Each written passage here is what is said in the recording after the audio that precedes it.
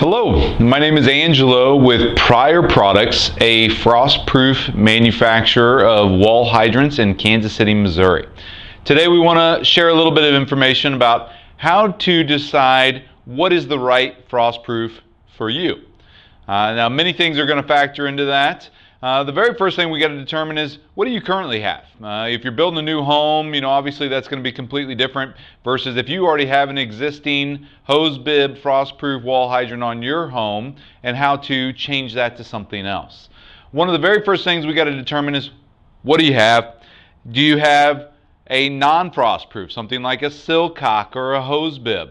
In those applications, there's nothing protruding into the wall, and if you're wanting to move to a frost-proof wall hydrant, there is going to be some extra steps where you're going to need access inside the home or the building to be able to connect to the water supply.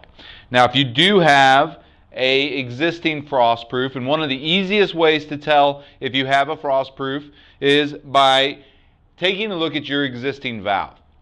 What you'll want to do is shut your water off to the building or to the supply line, and you will actually go out to the exterior part of the building or home, and you're going to remove your handle, you're going to remove the little nuts, and inside you're going to find a stem that will slide out through the front. If you have a elongated stem, this means that you have a frost-proof.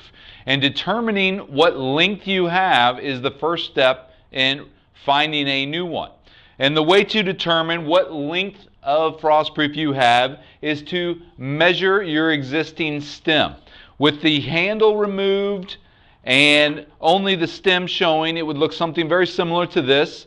You're going to want to put your tape measure on it, and you're going to measure this to find out how long of a valve you have that goes into the wall. That's going to help you to determine what size do you need. Now that brings us to the next thing.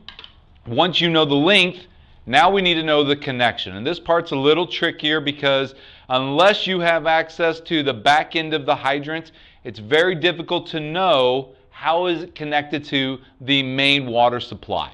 It can be threaded on, it can be sweated, which is a soldering process, it can be a crimp PEX, it can be an expansion PEX, it can be glued in with CPVC. So we strongly encourage you to find out how is it connected first before you try to remove it. And the way to do that is to get inside. Sometimes that entails cutting sheetrock to see that connection, or if you have access to it, you should be able to see it. But these are crucial steps to determine what you will need moving forward so you can swap out that valve. If you should have questions or want more information, feel free to reach out to Prior at any time. Thank you.